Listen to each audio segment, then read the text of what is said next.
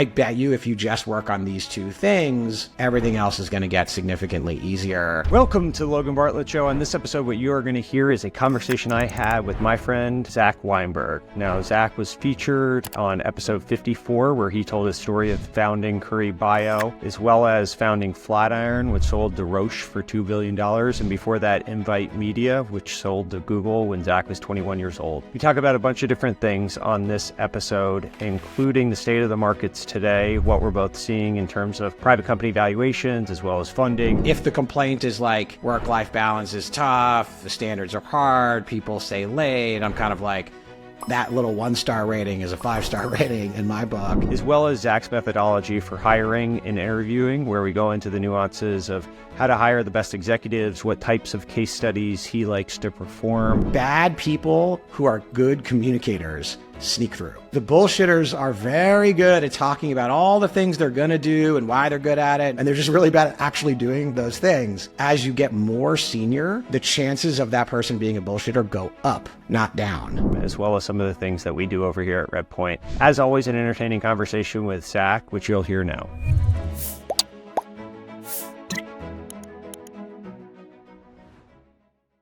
I'm curious what you're seeing. So what's going on in the market from your perspective? I would say that we've seen more activity like in the last 6 weeks in terms of startups raising, in terms of valuation expectations, in terms of like all the signs that the market's heating up again. And I think it's getting easier to sell as well. Like I have some data that I can share on that point, but I'm curious what you're actually seeing in the market. Yeah, I mean, I think a lot of like variability by company stage, if you will. Like in a weird way, the seed stage feels almost frothy again. You know, new ideas, moving like rounds that move quickly, high prices that I think are sometimes hard to justify. But I think my take on it is you saw like a few just like massive companies get built very, very quickly, the Anthropics and OpenAIs and whatnot of the world. And, you know, everyone wants to be in the next one. And the seed is usually where there isn't enough data to tell you one way or the other. That's my favorite all-time Josh Koppelman quote of, there's nothing like numbers to fuck up a good story. And like, that's like seed stage investing right now. At least that's how it feels in the SaaS world, because the stories they're awesome, right? Like AI automating this, margin structure is better, but they're very, very cool stories. And some of the demos are very impressive. Nobody has any real numbers behind it. I saw something that like seed valuations are as high as they've ever been, that they've actually, I think it was Carta data that I was just digging around trying to find it, where all of the other ones since Q4 2021, other ones being Series A, B, C, and maybe D as well, are down from the 2021 numbers, and seeds are actually the prices are up from Q4 2021. Well, so that was where I was going with this, which is like that's essential. I mean, I'm glad the data supports my intuition. Let's say it's not like I had any data for this, but I feel like the later stage rounds, you know, you're in spreadsheets and numbers and multiples land, and those seem like a lot more rationally driven from a pricing standpoint. You know, people are really looking at public market comps and multiples that public market companies are getting now, because we do have enough examples over the last few years of, you know, the next gen of SaaS companies going public and, you know, what the market will bear from a pricing standpoint. And so in a weird way, it's almost like much more efficient late stage market and what seems like a frothy early stage market to me. Part of it being, I think a lot of people lost a lot of money, investors, I should say, in the late stage, you know, market when they were playing in 2018, 2019, 2020. And so you just had like a lot of capital pull back in that stage of growth. But on the early end, you know, they're smaller checks and individuals can do them and there's a lot of money raised. So it's weird. It's like pretty heterogeneous across the board. You know, when we see some of our operator partners, like later stage companies, go out to raise, there's like real valuation analysis happening, like real analysis on margin structure and comps and multiples and all that fun stuff that you would assume should have been happening 6-7 years ago. But I just sent you the data, which we'll incorporate into on screen here as we're talking. But I sent it to you in Telegram. If you look, this is the data I was thinking of, where seed rounds since Q1 2021, this is Carta's data, are up 40%. Series A, interestingly, are ticking up as well in Q4 2023. I guess they're up 21% from the early part of that's a pretty recent tick. Yeah. Right? Yeah. That's for Series A, just last quarter. Yeah.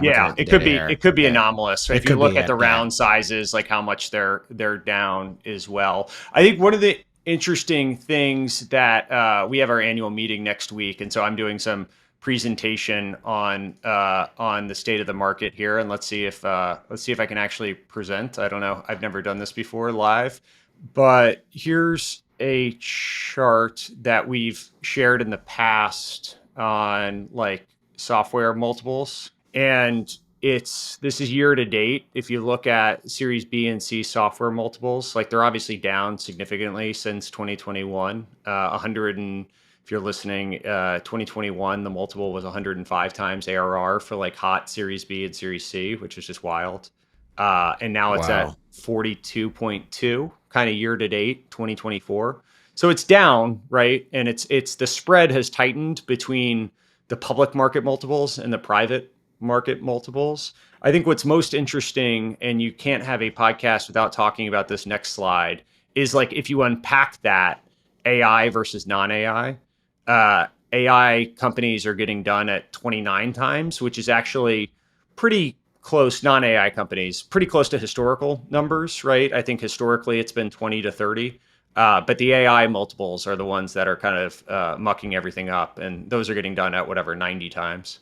Well, and you know, the most important metric I think in this chart to me is that last one, the premium to the public, like that multiple there, because theoretically that spread should not be particularly huge. Yeah. Right. I mean, they're growing faster, right? The businesses in the private markets are growing 300%, 400%, and the business in the public markets are growing 30 to 40%. But then you're also generating free cash flow, or you're at a very different scale of ARR, or you've surpassed a bunch of competitors, or whatever it is. Like the spread between public and private has historically been whatever 1.5 to 2.5 times. And also they're not, the late stage ones are not growing 300%. No, sorry. This is Series B and C. I mean, this isn't super late stage, right? But I mean, what's interesting is if you back up to what the spread point here, what's interesting is the wildest point in time for the private markets, or the dislocation that existed between public and private markets, was in 2022, right? Because the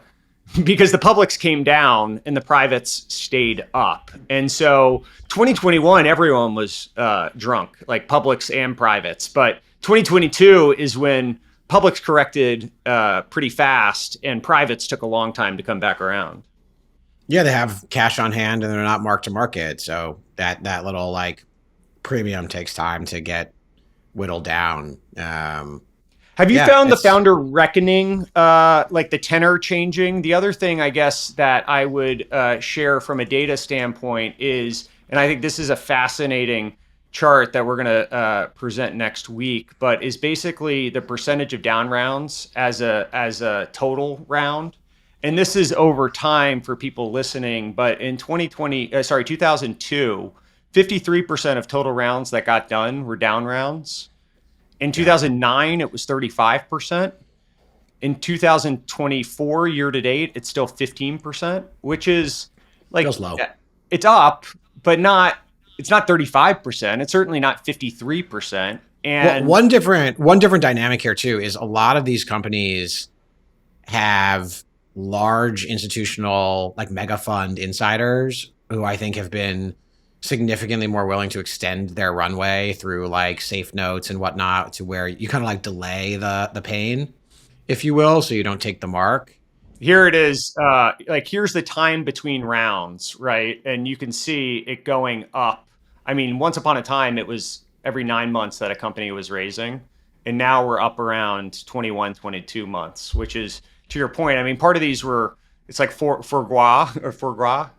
overstuffed companies with too much money. And so they're able to wait until they're reckoning. But you're right. I do think there's people with a bunch of money that don't want to, on the venture side, don't want to reckon with what the business is actually worth. What's your perspective? Does it feel like a reckoning's actually happened? Does it feel like we've touched bottom? What's your perspective on where we are right now? I mean, I can tell you, I don't see a lot of the data day to day in terms of like financials. I just don't spend the time on it. But I definitely feel founders more frequently now reaching out to get advice on how to run leaner, how to change culture, how to deal with, having to operate in a much tighter environment. In particular, the founders actually at the later stages. Those are the ones I think that are struggling a little bit more. And later, so, like Series C, D, E. Yeah, like B, C, D later. Exactly. Yeah. Once you've hit like a few hundred people and you have, a double digit revenue and you're still trying to grow 50% or 40% or whatever the number is. And all of a sudden you hit, like the classic growing pains of that market, competition, pricing power, whatever it is. Every company is a little different. And you don't see the frothy financing market at the late stages as well. And so people, I think, get concerned about burn and runway and hitting the milestones. And there's just a lot more pressure because, you can't walk down the street and get SoftBank to underwrite your growth round anymore. Uncle Masa, unless you change your URL to AI or something, I think his piggy bank's closed. The days of community adjusted EBITDA margins or multiples rather are gone for now until I don't know, Masa sells ARM and he's back. But just I think it's just harder to be a growth founder these days because you have to eat a little bit of your medicine earlier. I mean, you saw even great businesses, which you and I are, I believe, both investors in Ramp as an example, which is an unbelievable business and a very, very good founder. And to his credit, took a solid down round relative to the previous one, although it's still like an incredible valuation on a very good business. And so, even the best companies are dealing with this. And you take that and you add in the remote work element, which, it feels here to stay in terms of like expectations for software employees. And I think it's lonely at the top. Now, like, whatever, tiniest violin given the amount of equity these founders own at those prices. But yeah, it's just a lot harder to build like a giant business these days. And that's what I was going to say is pulling the slide up. This is something we've shown previously, and we're going to do it again for our annual meeting next week. But like, this is a conversation I've had, your point on what is still historically a very good valuation. And so for people listening here, I mean, the numbers that we're seeing year to date for Series B and C companies, they're still raising at 42 times current ARR, which is, sure, it's not the 105 times we saw in 2021, but it's above any other period we have the tracking data for, 2017, 2018, 2019, or 2020. And so that's one of the conversations I've had is like, listen, yes, it's down from where it was in 2021, which was the biggest or the most inflated valuation that has happened since 2001, right? Or whatever, 2000.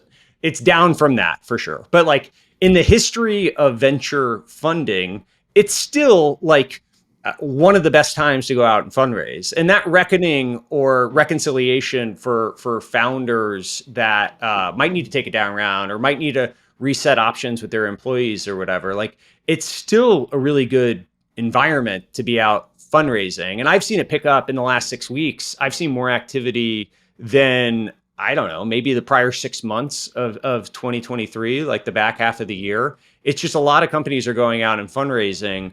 And this snowball effect happens among the growth investors. And I think a lot of the growth investors have looked around and they raised $4 or $5 billion in 2021 or whatever, the beginning of 2022.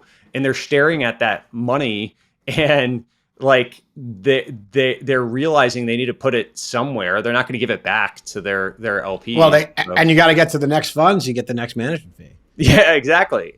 And so these people with big funds are looking at the potential investments and saying, gosh, on a relative basis, are we going to see that many things that are more interesting over the course of the next 18 months? And we should probably get to work. And so I've seen the market pick up in a way that it certainly wasn't at all in 2023 of companies raising. And so the biggest difference to me as a potential LP, let's say, in some of these funds, or somebody who like theoretically thinks about this stuff, although not that often, there's a very big difference today versus like 10 years ago in public and privates, which is historically this idea that you could get like 30% top line growth in a software business with good margins, producing cash in a public market setting like that. You didn't have Google, Facebook, Nvidia, Apple, like all these massive companies that are in a way like they're accelerating. They're not decelerating. Plus you get liquidity, right? Because it's a public market company. You understand the baseline. These things aren't going to zero. Like there's just kind of been an unbelievable opportunity in the biggest of the software companies that are public that, classically the thought was like, all right, eventually you get so big, you grow 5%. You kind of get to what like Oracle got to for a while. And that just hasn't happened with the biggest companies. They've kind of gone the other direction. And so, as an investor, I think part of what people are thinking about, and I think a lot of the late stage GPs are probably thinking like, oh man, this next fund might be a little harder to raise, is as an LP, as somebody trying to allocate, do I do a fund? Do I do public markets?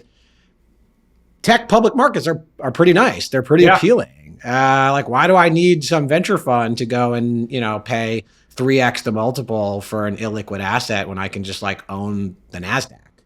And there's a lot of triaging going on. I think there's a lot of infrastructure related considerations that exist within LPs that lead, because most of those groups are divided by privates, and within privates, generally you have private equity and then you have venture, and then you have publics, and there's like going to be public equities around that. It'll be interesting, like to some extent when you're a hammer, everything looks like a nail, right? And so it's going to take someone that's above all of those, sort of looking strategically at the asset allocation across the different groups in general, because it's going to change your organizational structure to say, oh no, we're going to shift from 15-18% this way to 15-18% the other way. And then the thing is, like, venture funds are fairly punitive. If you walk away, one, word gets around, and two, you're not coming back. And so you better be pretty certain that that belief you have is going to be a long-term one, because venture has been a good asset class over time, right? And so I don't know, at what margin do you make that decision to incrementally go one way versus the other? It's tough, yeah. And you don't see what your privates are worth for a very long time. One other interesting dynamic for me that I was always thinking about when I was trying to like invest my own money, like do I do these mega tech funds or whatever? If you think that like the next major productivity boom here is AI, which seems likely in the sense that you're going to be able to build better products that grow faster, theoretically with better margins because you need fewer people. A lot of the benefit, it seems, is going to accrue to the big guys. Like those with existing distribution seem to be the most likely to benefit from these new tools. And existing data, right? And different cost of capital. Yeah, like in a way, actually being bigger and having existing distribution and understanding the workflows and having your own data, in addition to just like training data, seems better actually. And so, I don't know if I would make a bet on this, but if you squint and you look out, like besides the foundational like open AIs of the world, actually is the benefit here really going to be to those who already have established customer bases and an information edge? And in that world, actually, the AI boom is most likely to win in the public markets, actually, right? Because these like bigger companies tend to be public and large. You're going to see companies like State Farm and Geico's of the world all of a sudden have like significantly better operating margins. At least that's the theory I would have. So I don't know. It's interesting. I've talked about this in some way before, but there's the question of, is AI the internet, where a ton of net new value gets created to a bunch of companies that are founded around then, or is it mobile, in which most of the value gets captured by Apple and Google, And to a lesser extent, sure, there's Uber and Instagram and WhatsApp and DoorDash and on down the line, right? But like the vast majority of the value is captured by Apple and Google and a bunch of other incumbents. Salesforce of mobile was Salesforce. There was no AI or mobile centric Salesforce. People actually backed them. I think we at Redpoint had one, and it like actually wasn't a thing, right? And so I think there's a question of where this falls on that spectrum. There is a bunch of cool stuff going on, and not all the big horizontal players are going to be able or nimble enough to execute against the challenges that are coming. And so I've kind of oscillated back and forth of, is it closer to mobile or is it closer to the internet in terms of like the net new value that's going to get created? And I'm not really sure. I tend to maybe gravitate towards more mobile, but there's cases to be made that Google and Facebook and Amazon and Microsoft, some subset of those are not going to execute on their existing business model. And Google seems like the one most susceptible because of a bunch of cultural reasons and business model reasons. Yeah, they also have the single best training data set ever known to man, which is YouTube. And so Google will get there. They're kind of my bet. Like, they're like what the Americans in World War II, like eventually make the right decision, just like right at the end. Kind of feels like that's Google here. They'll get there. They'll figure it out. They just have such an information advantage and scale advantage that like, are they going to do some stupid things in the interim? Yes. Are there more coming? Like, absolutely. But eventually they'll get there. That's my take, at least. I think your question is really interesting because I think it depends on like, do you look at it all dollar creation through via AI? To me, looks more. I believe it's going to look more like the mobile market. You're going to see a ton of value accrue to Google's and Microsoft OpenAI, if you consider that's kind of like pseudo one company. And then you're also going to see, just because that's the underlying service, right? Like you're going to be able to monetize the models themselves. And then you're going to see I think you're going to see a bunch of value accrue to just like large enterprise companies with giant customer bases, kind of what I was saying before, just going to have better margin. Verizon is going to have a better margin because I'm not going to have to bribe the guy to show up to my apartment to put this thing in. Like, I'm sure a bunch of this stuff, besides him like physically being here, gets automated away. They can hire more of them. They can do installations faster because like instead of 4 people doing scheduling and a guy on the phone, dealing with me, yelling at them, like that's a computer. And so I think you see a lot of that. And then you get these like niche, like if you were to look at them and aggregate the dollar value created to society, I think those first 2 buckets are probably the biggest. But you are going to see these like, let's call them single digit, multi-billion dollar opportunities in these like niche sub-markets where that existing player or distribution doesn't exist. And as long as you can get into those companies at cheap prices, if you're in the seed or the Series A or maybe even in the B, that's where you can see, venture style multiples, 20x, 30x, 40x kind of, outcomes there. Whether it's like, I don't know, in entertainment because the cost of doing animation is about to be 1/100th of what it was, stuff like that. Yeah, legal, healthcare, government. Yeah, I just don't. If you add all those up, it's probably not nearly as big as the rest, but there's real opportunity at low prices in that area. Well, and that'll be interesting to see how it plays out. I'm optimistic that there will be multiple tens of billions of dollars of business created doing different things, like as venture-backed startups around AI. But I think just, hey, a company like Apple or Google creating $1 trillion of value, or Geico or Verizon, to use your example, the efficiencies they're going to reach on a value creation standpoint because their customer service costs go down.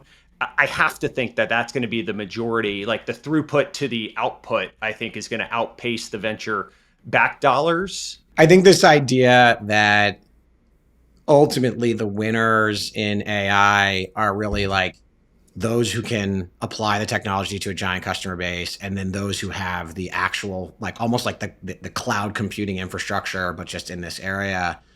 And Google to me is such an unbelievably fun topic because clearly this is a organization that is still in like, I'm shipping the org chart, and the org chart has been kind of like decimated by really bad HR policies for a very long time. And so like, that's how you ship AI that creates black Nazis, which is just, to me, the most hilarious little outcome of like DEI policies ripping. It its really way is through these amazing. It's like really a Black Mirror kind of episode or some like dystopian thing occurring. It is like crazy. One of the most amazing things I found in doing all these interviews with CEOs of tens of billions of dollars a company, value created, is like how important culture is. And it's such an ethereal, sort of squishy thing that maybe intuitively I would have paid lip service to, being like, oh yeah, culture's important, right? And it is to an investor.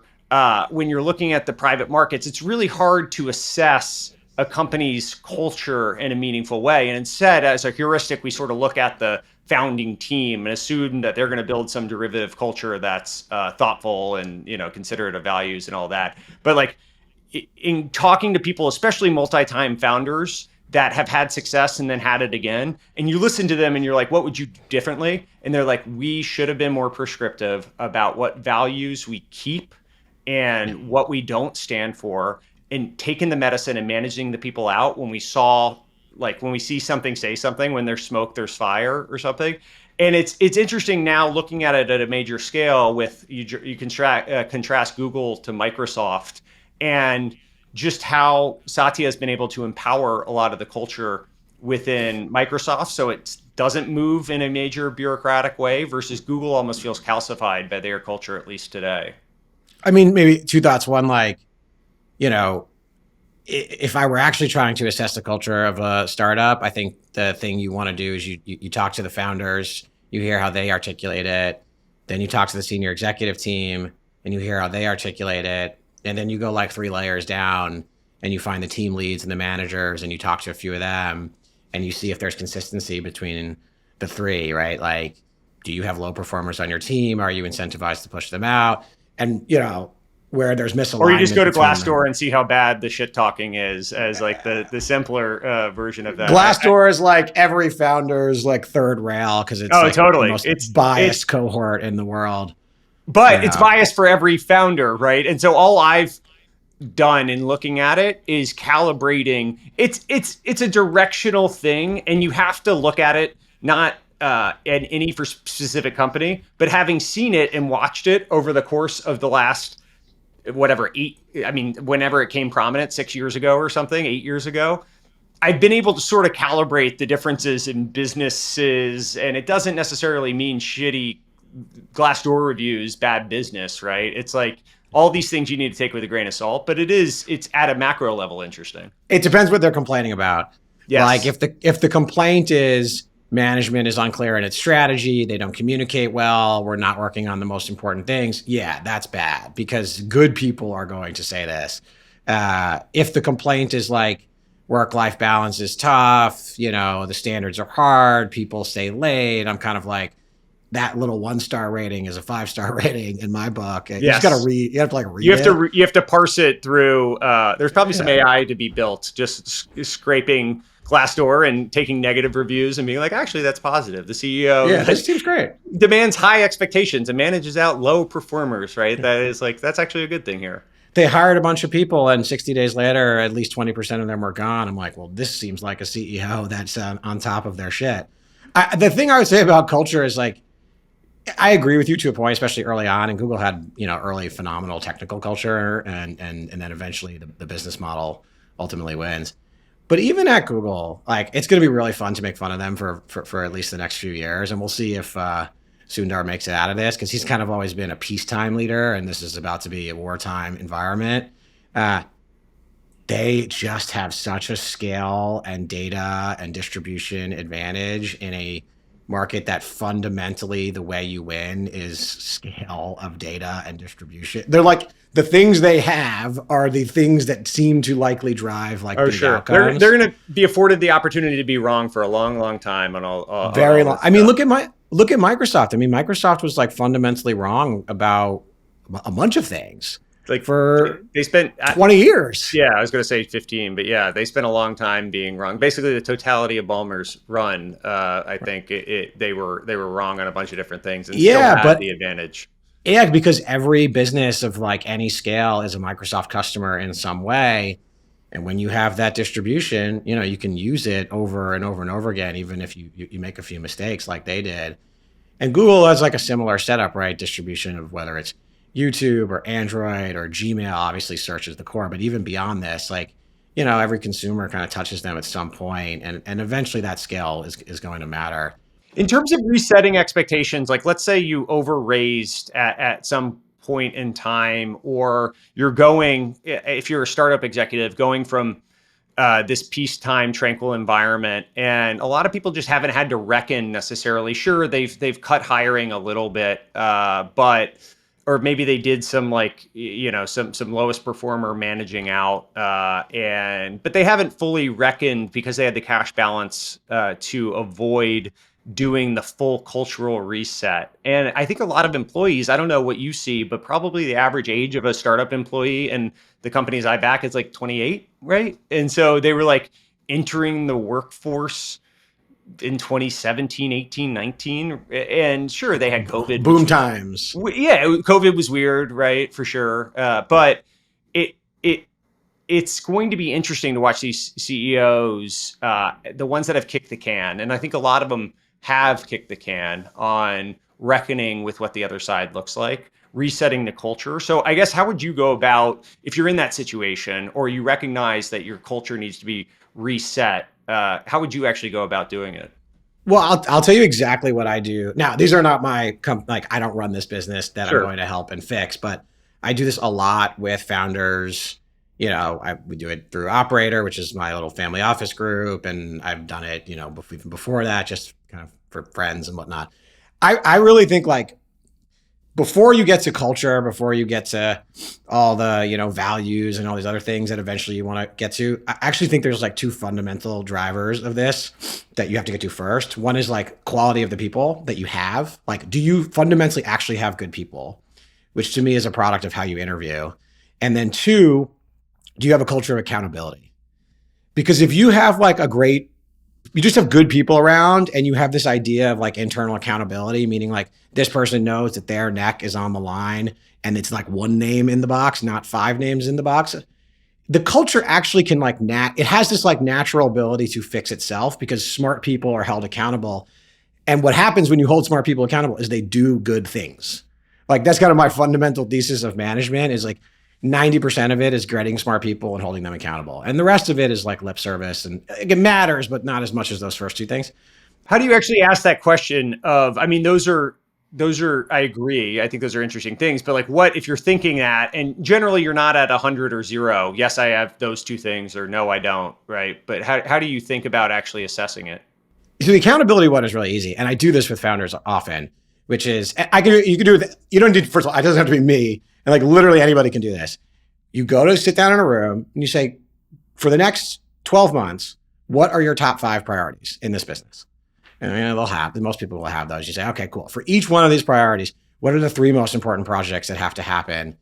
Work streams, let's call them, whatever, for this like little metric that you care about to be hit. And there will be like a revenue growth one, and there'll be some like new product expansion one. Okay, now what we've got is like 15 projects.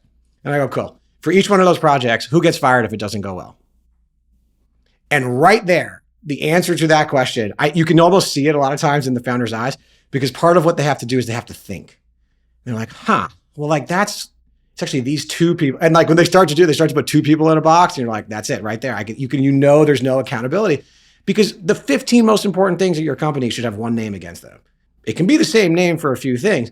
But like, if you don't know this thing that you just told me in 4 seconds is like one of the most important things that's supposed to happen at your business, and you don't know who's accountable for it, like that's a fucking problem.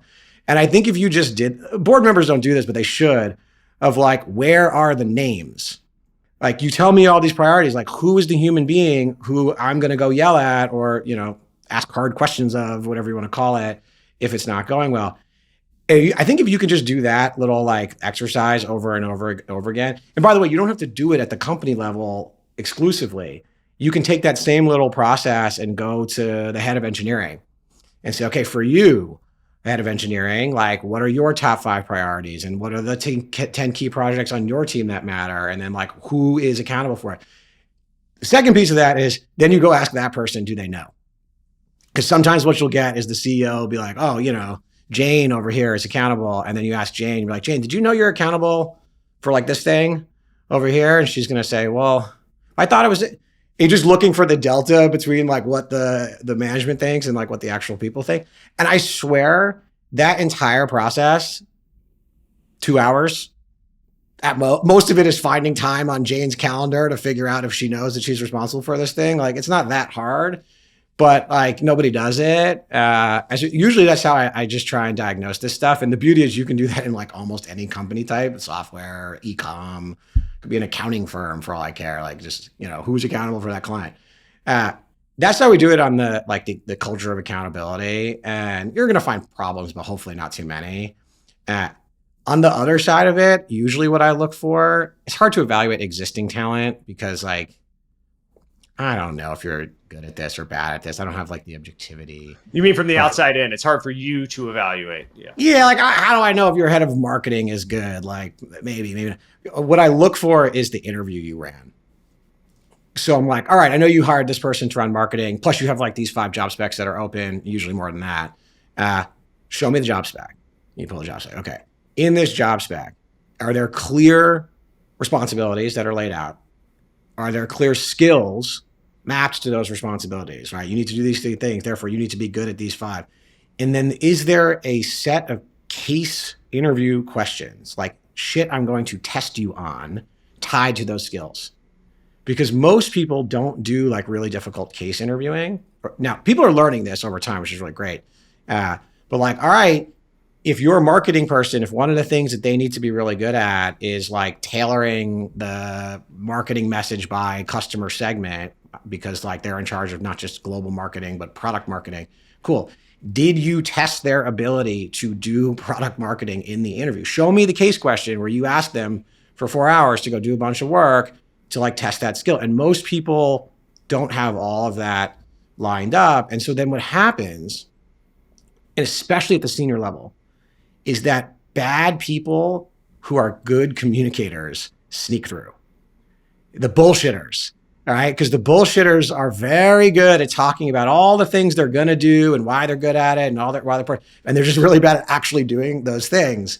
And you get this like crazy catch-22, which fucking kills me, which is as you get more senior, the chances of that person being a bullshitter go up, not down. Because if they've made it that far in their career, one of the things they've actually gotten really good at is bullshitting. And so until you like test their actual skill, that false positive rate at like a senior executive level, I mean, I find myself falling into this trap all the time, right? You talk to this person and they sound wonderful because they're like an amazing storyteller and you get really excited and you're like, this is definitely going to be the person for this role. And then you eventually, hopefully, hand them a case question and they shit the bed.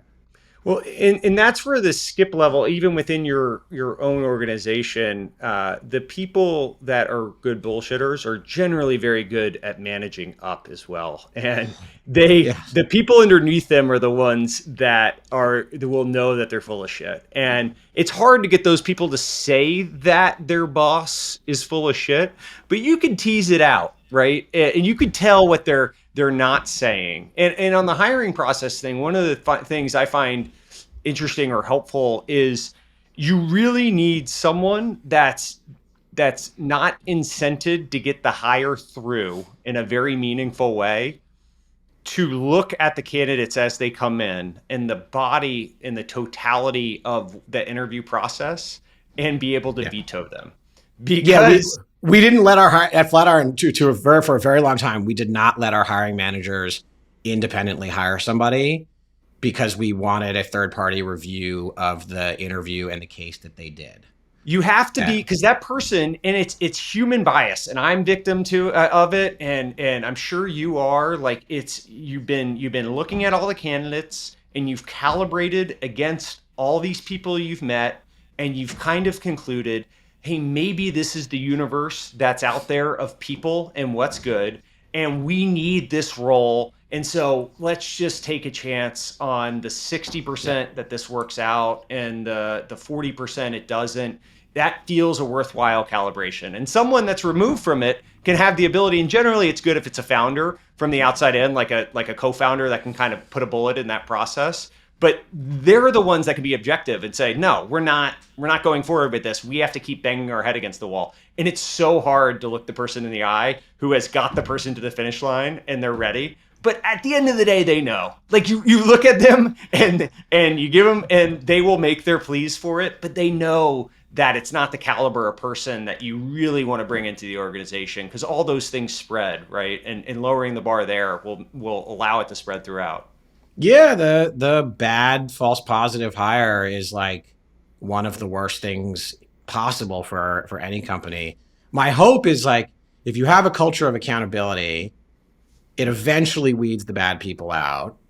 And then if you have a really good culture of case-based interviewing, testing the actual skills in this person in a problem they have not seen before. That's the most important part. You have to give them a problem they haven't seen and force them to start from scratch and do real work.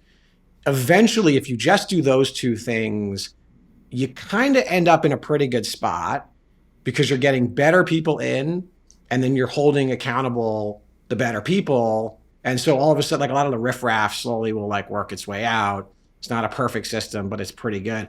And so a lot of like what I try my best when talking to founders is like, I can't write your values. I don't know how your meeting culture, I don't know any of this stuff, but like, I bet you if you just work on these two things, everything else is going to get significantly easier.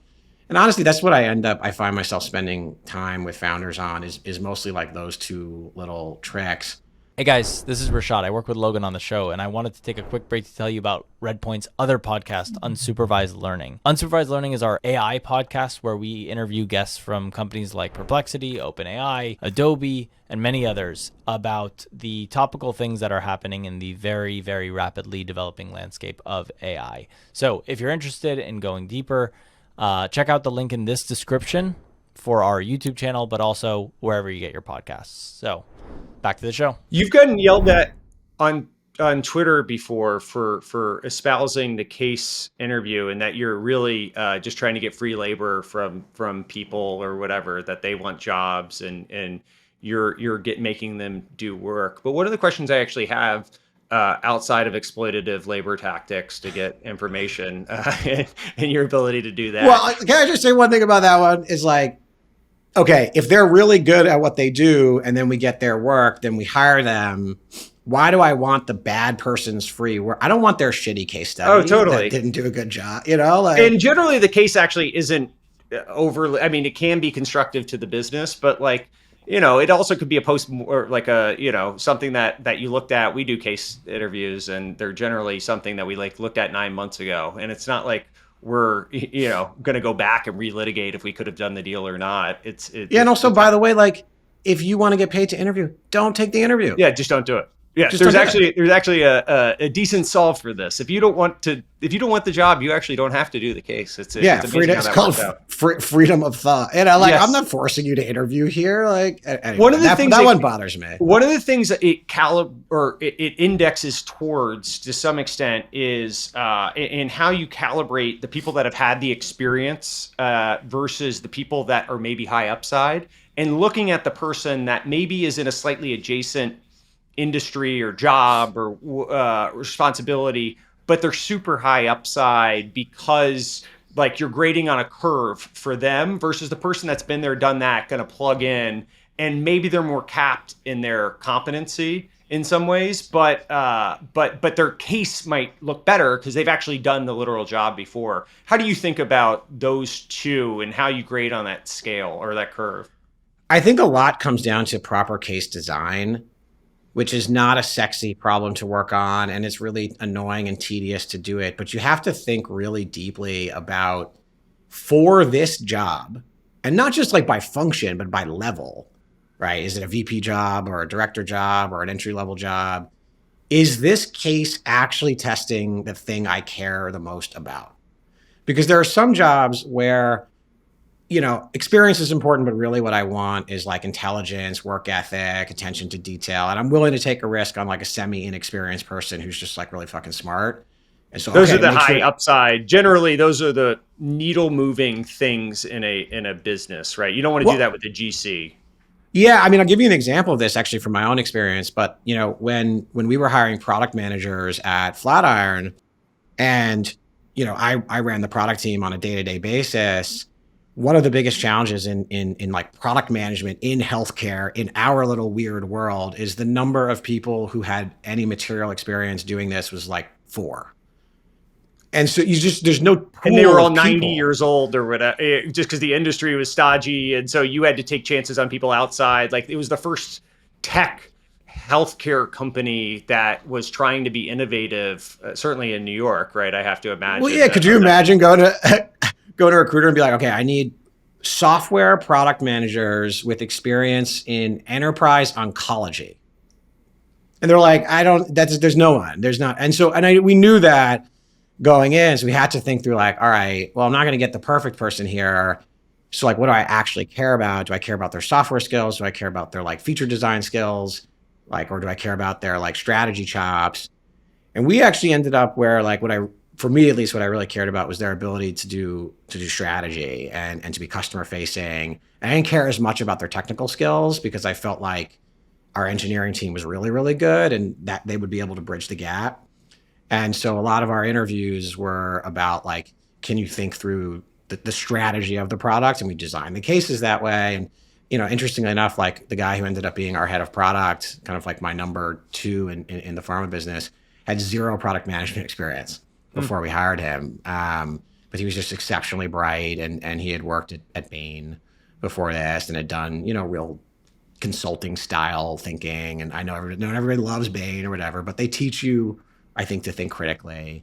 I just think you have to tie it to the job. Whereas like, if you're hiring somebody to go take over your 200-person engineering team, yeah, you probably need somebody who's like managed at least 50 to 100 engineers before. And so you want to test a little bit more of like those skills.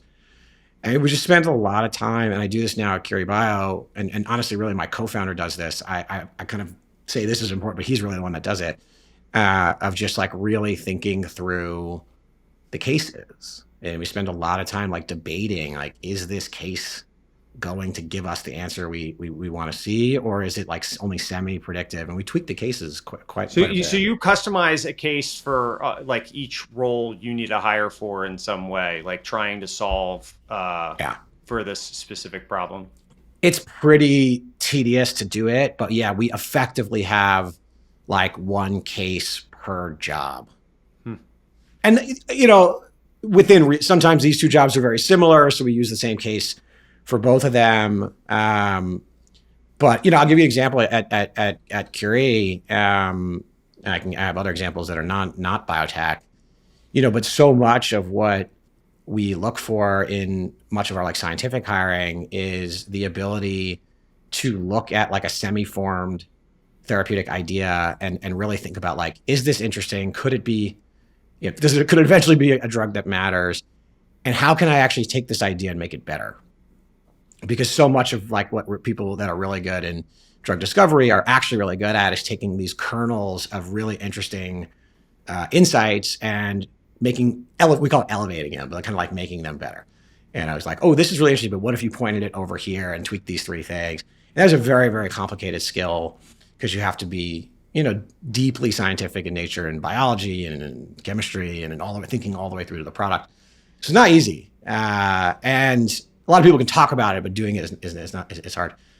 So we have a case-driven way of evaluating people's skills in doing this, honestly, by giving them, somewhat real examples of companies. I mean, we blind them, but of companies that we've seen that we thought were interesting and we could make them better, ones that we didn't think. And we give very little direction. We just kind of share the materials and basically say like, go. And the response variability is really, really high because some people look at this and they have no idea what to do, which is great because you kind of weed them out. And then you have some folks who like, oh, I know how to do this. And then you look at the answers, it's not great. And then there's some people who really just thrive in this because they're like, oh, this one's great. Here's the tweaks we're going to make. And they come back with like pretty detailed thinking, and they've called experts, they've done a bunch of work. And it's a wonderful case because it really weeds out the people in the skill set that matters for the job. But it took us a while to like work through this case and to tweak it and be like, oh, let's use this company and not that company. And honestly, again, my co-founders do this now. I don't do it day to day, but like they're still tweaking the case. I know they're still tweaking the case because I see, changes to it. And that's just for like one job. Are you locking people in a room for this, or are you giving them like take home homework on it? We do take home because we want to see people's ability to do deep work. And I find it's very hard to see if you can test someone's deep work in an hour.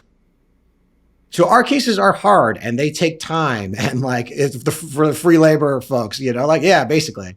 And some people can spend 10 plus hours sometimes on this stuff, but that's what we're looking for. We're looking for the people who are excited to do this work. I've actually found the people who are very good at the job, they don't care that it took 10 hours because they actually like doing it.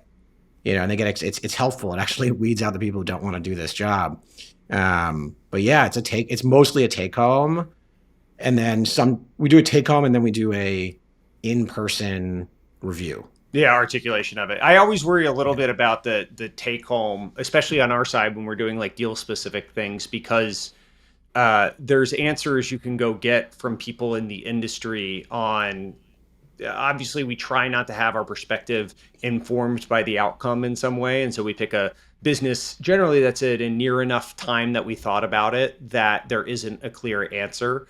But other people will know the company and will have good soft spots to probe on. And so it's something that we've gone back and forth thinking about. Right now, we do take home as well. And then we do the same thing where someone comes in and presents it to us. Yeah, because then you can poke at it a little bit. How did you get to this answer? It's the iceberg and what's underneath it, right? You see the depth. If you just keep asking the question of like, one click below, you can't fake that, right? You can't fake if you really did the went above and beyond to figure it out, or if you mailed it in on it. And I agree with your perspective of like, you have to enjoy the process or the inputs into all this stuff, because only rarely do you get to do the really strategic, interesting thing, which in my world is making an investment, I guess yours as well. But like the point at which you get to do that is so rare. And so if you only enjoy when you're actually doing it or the outputs, it's going to be hard to do the job at all. The other thing to remember is like, you've got to have a senior group of people, whether it's the founders or the senior executives, who spend the time on this stuff and care about it and, think deeply about the hiring process and the hiring philosophy and, how we're going to test these skills, and they don't poo-poo it. The thing that a lot of people, what I think it takes them a little bit of time to buy into is this idea that like everyone sucks at interviewing. Everybody sucks at it. I suck at it. If you just like ask a bunch of random questions and you think you're getting like a predictive answer on somebody, no, there's no chance. Like maybe you get lucky sometimes and, this thing is predictive of that, but the error rate on that is going to be extremely high. And why do you think that is? Because your questions aren't actually predictive of that person's success in the job. They're like pseudo predictive. They're like, they have some predictive value, but there's so many places where like, yeah, they would get it, but you missed it. You didn't test this thing. You're not really testing their skills. You're kind of like asking them to regurgitate history and the past, and you're going to miss things because, you didn't do like an actual rigorous assessment of the job. It's kind of like, would you hire people? Think about it this way. Would you hire a pilot to fly your plane without ever testing them flying the plane? Like that, right, exactly. And so like, to me, that's kind of like, okay, so you're going to hire this person to do this job, but you really only asked about their history of flying planes and how they felt during the flight or whatever, but you didn't like put them in the fucking simulator and see if they can do it. Like, I always like the airline ones because there's this like giant fear of death. That's also how I evaluate my politicians. I'm like, would I want this person flying my plane? Like, do I believe that they would actually like figure out how to do this? And like, Or would they question Mostly the merits of plane, and if the plane is, what Yeah, the like plane's incentives are? the other And one I like it's is like if this person told you the plane was safe and then you had to get in the plane, would you do it? And it's an interesting disqualifying thing. That's the point that I find most helpful in the interview process. When I'm generally meeting with people, it's at some point at which it's qualified in some way, and I find my best skill in it is the clarity of do after all this input, and it sort of goes back to the earlier point about the person with the veto at the end of the day, but like I didn't do a lot of the hard work at times that got the person in the funnel, but I can assess if we're going to want this person to be around for an extended period of time, or if we could see them in the career for a while. And at some point, especially when you're going through all the reps of interviewing people, you can lose the forest through the trees, and it does take the clarity of the yeah, outside perspective of someone coming in and just kind of intuiting, does this person fit in with the culture or the work style of the people? it's so hard. Like, even if you spend all this time, it's still so. I'll give you an example of this stupid mistake we made at Flatiron. I have an endless supply of these.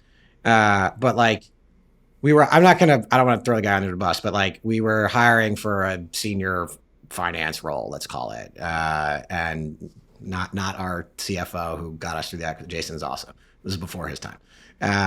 And one of the things you obviously want like a pretty senior finance person to be able to do is to build your like FP&A model, right? They want to forecast this business, like figure out how, and usually the way I would suggest interviewing like that type of person is just hand them open Excel and say, go. And, you get to give them some data, you have to give them some of the basic assumptions, but like, can they actually like build a model? And can they think through assumptions? And a lot of people don't want to do that because it takes time. But to me, you're hiring somebody, you're going to pay them $500,000 a year. Like, they should probably know how to do this, or at least reasonably know how to get through it. And we interviewed this guy, and he handed them all, whatever. He comes back, he built this beautiful model. It wasn't like fully right because he kind of did it in isolation just by himself, but it was pretty good. And what we missed, because we didn't test for it, was he was completely incapable of like interacting with other functional leaders and like gathering their input and tweaking them out. He could like do it in isolation, but once you put him in a cross-functional environment, it was not good.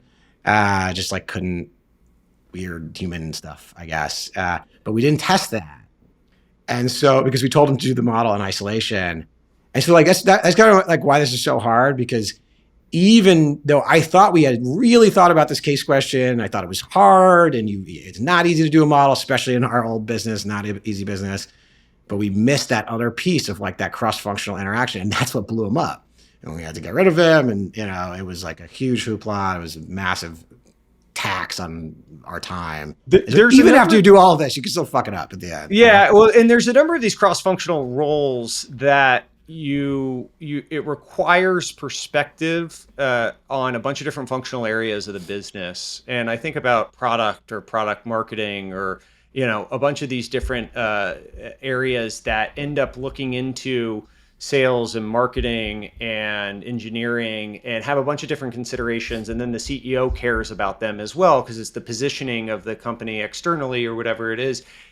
And oftentimes you're best served by having people that grew up in the organization in some way, because they have the credibility to go to these different departments and know who actually knows how to get something done, or they remember when this person was hired in the process and they were on the interview panel or whatever, and they have the credibility to sit with that person and say, hey, this is a real high priority. I'm gonna have to go back to the CEO with this. Like, I really need this faster. And when you come in from the outside, sometimes it's just hard to build that credibility, and especially in remote culture where you're coming in and you just don't have the interfacing with people on a day-to-day basis. And so how do you build that like nexus of credibility with a bunch of different cross-functional areas of the business? It's really hard. And I've seen a lot of companies now, they're trying to put the toothpaste back in the tube from the remote work thing, and they're crawl, walking, running back into it because of the cross-functional element of like working together. And that's one of the things, I forget if I've said this before, but like everyone thinks they're more productive at home unless you have young kids running around and screaming or whatever, or like your space is way too small to be able to work at home. But otherwise, every single person thinks they're more productive at home. You know who doesn't have more productivity is the organization. And you know what we measure and what matters is the organizational productivity, not your ability to bang through emails. And so if it's harder to work in a collaborative environment, that's actually not the right answer for an organization. It might be for you. That's great. You can get your work done and you're not bothered by people stepping into your office. But that's not the output the org is solving for, which I think people kind of lose when they get so on the island of like, no, I'm more productive at home. Yeah, I think people are better at doing work they understand at home because you kind of get in a rhythm, but you're not great at designing what work you should be doing in the first place and like making material big decisions and changes that require debate. So it's kind of like, are you in thinking mode or are you in doing mode? And yeah, I agree doing mode is better at home, but like thinking mode is objectively worse. And you gotta normally have to do both of those things at some point. I think I don't remember if I was on we said this on one of the old podcasts, but we went to this model at Curie where we meet in person every 6 weeks to do the thinking and the planning and the culture work. And then we go home and then we do it again. And then we go home and we do it like roughly 8 times a year. Now that is expensive travel and literally like the actual dollar spent traveling and hotel and all that other stuff. But having that like kind of balance of the two has done really, really well. It's probably cheaper than an office or comparable to an office, but you're opening up a different caliber of exec. You're not being constrained by location to the people you can hire, which at the end of the day, I think once upon a time, the like simple way of thinking of remote work was like, oh, there's cost savings on office space and you open up some talent pool maybe in some way, or like offshoring was just like, oh, it's actually cheaper to hire people in, overseas than it is in the United States.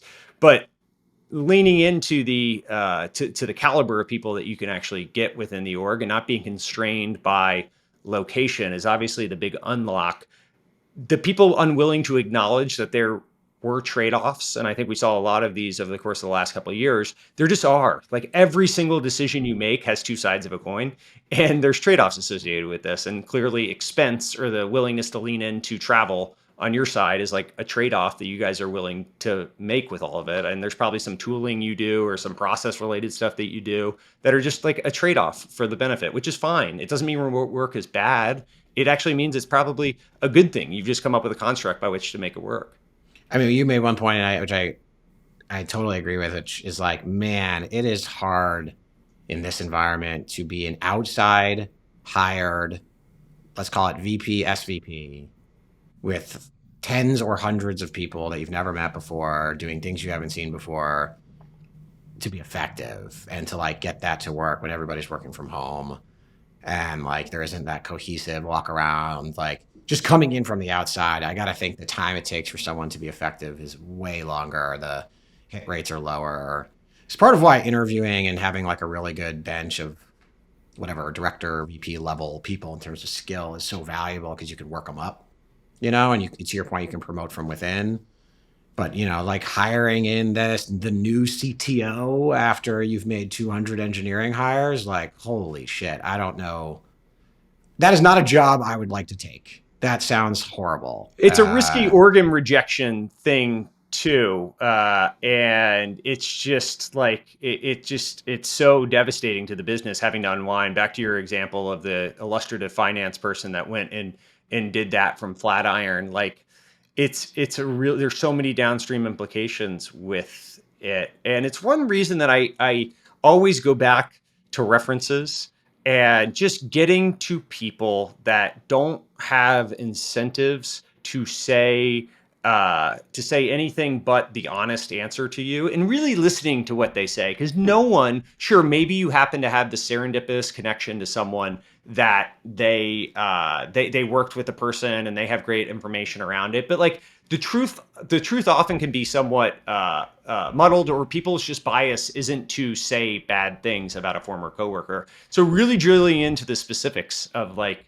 hey, did they do this project in totality, and coming back to them and seeing if they say the same thing, or is this one of the top 10% of people you've ever worked with? And hearing what they say around it. And the answers of you can tease out a lot of things about what they're not saying by asking very specific questions, forcing them to rank, forcing them to tie back accountability on individual projects. It doesn't allow them to skirt they were a great coworker, they were nice, they did a good job, which is everyone's kind of biased to go to.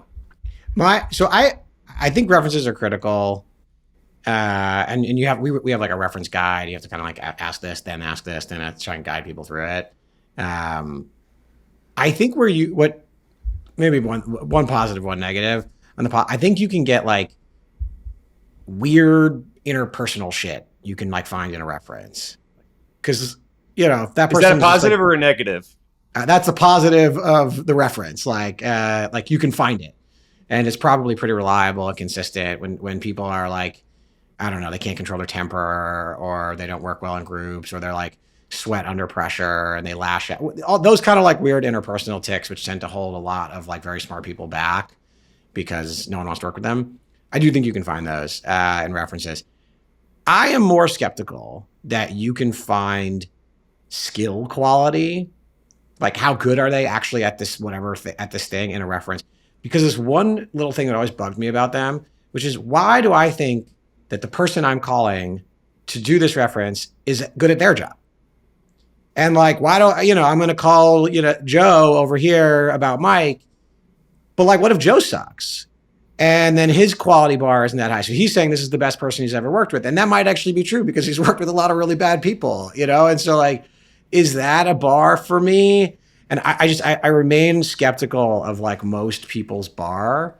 Now, if you're coming out of like an amazing organization that like is very, I trust, like McKinsey the people who were at McKinsey are like very good at giving references because they do a lot of performance review stuff. I trust them. Yeah, and it's also, you have to calibrate the what their definition of success is, or right. Like who else has, when we're talking to investment banks about their analysts, and we draw on prior people that we know have been successful from their organization and say, hey, is this person on par? Are they below? Or are they the same? Well, that's good because you have a benchmark to compare them to. Yes. That that you understand. Right. But like, imagine and they know what success has looked like coming through their doors before, which is obviously different than a random company that, won't have the same expectations around what success looks like. But it's still informative. Again, it's an informative disqualifying thing in what you hear, not necessarily an affirmation thing to the positive. You do need to throw salt on what you end up hearing back. Yeah, that's probably right. Like, you can probably get somebody out, but I don't know if like the reference gets them in. You're looking for a reason to disqualify mostly. And we've definitely, in every job I've ever had, have found stuff here and there on some people. And sometimes you look at it and you're like, okay, I knew this going in and I'm okay taking that weird interpersonal risk. And sometimes, you don't. But I go back to like, if I want to know if you're going to be good at this job, I should just make you do it, or as close to it as humanly possible. I remember back in the day, I think it was the Stripe guys would always talk about like the engineers that they were recruiting would come like work for a day or something like that. And like, logistically they pulled that off, I don't know, but that would be awesome if you could spend a day with everybody testing them before you like made a real hire. Maybe they take like a PTO day and you pay them as a consultant or something, but that's been hard, especially for senior people to do. So we just go back to the cases. It's not easy. You add in the remote thing, you add in the distance, weird cultures. Like, it sucks to be like, in many cases, to be a founder that has to retool because you have so much stuff you have to fix all at the same time. And like, it kind of means you have to do it. You just have to like lay out the plan and pray you have a few people on your team who are like capable of helping you. And not to like always, talk up my Curie co-founders, but like, it's just so much easier when you have like a team of people, that are just like all good in various ways. That's why I spent so much time before we started this, like making sure the founding team was exceptional and gave a lot of generous offers and things like that. Because at Flatiron, at least with me and Nat, there were two of us who could like run pretty fast. At Curie, we have four. And each one independently can kind of like do their own thing and be very effective. And so it's just so much easier for us to like do multiple things at once. For the solo founders, the ones who's like started this company on their own and they don't really have like a number two or a three they trust or rely on, that feels very hard. And what's the latest with Curie? Like how far into it? I guess we haven't caught up since we had dinner or whatever a couple of weeks ago or months. It's great, man. We we almost 50 full-time people now. It's mostly very senior drug discovery scientists. I'd say the team, what we really are good at is helping take early stage therapeutic ideas and making them better, and giving them like a higher chance of success and wasting less money and therefore more founder ownership because you make fewer mistakes and you dilute yourself. We kind of talk about like hit the first milestone in one round, hit the second milestone. Yeah, and we're because it's not rocket science why hiring some of the best drug discovery scientists in the world centrally and then kind of like fractionally staffing out, if you will, to smaller portfolio companies. I think of it as like using people at the top of their license. Like that 6-hour period for this person on our team is worth half the year of their salary. Like there's some things just exceptional at, and that's kind of been the thesis from the beginning is, centralize some of the best talent in the world, but then allow individual startups to tap into that central expertise 5 hours over here, 10 hours over here, and that's how you maximize everyone's value. And that's what we do.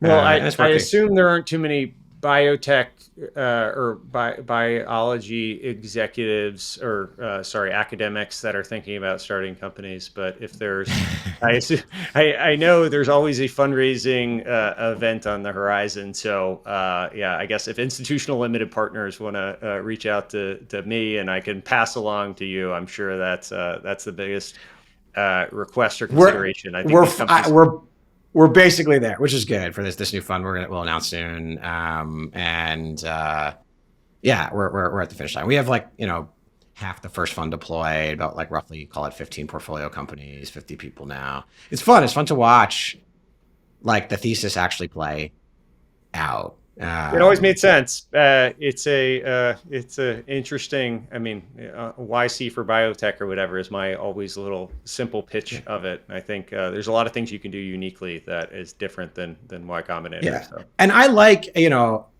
doing, for me, like some of the software founder discussions and meetings and this kind of stuff we're talking about, on the side, really in my free time and some hours every week. Honestly, because there's a lot of stuff you can learn from how like tech people think and work and some of the technologies, and you can apply it. There's really good learning between the two. It's not always perfect, but I think like being able to traverse both of those worlds is valuable. So I enjoy it, and I do basically like from our family office, like anything we invest in. If somebody wants to talk to me, and like, all right, here's my cell phone number, let's just like quickly chat. But it's funny, right? Like, people think you're into angel investing, you talk about like business strategy and all this other stuff, and I don't do any of that. It's always people stuff. Culture, hiring, exec fighting, whatever. It's like a psychiatrist. It's an interesting thing where we can always like ask any successful CEO, executive about just simple operating principles around finding product market fit, on hiring people, firing people. When your company has outgrown someone in a particular seat, how do you manage them out with empathy? Like, there's a handful of things that are just always interesting, and everyone finds help in. You can go back. I was talking about like sales execs. I was talking to one of my friends today who runs like communities for a bunch of different like functional leaders.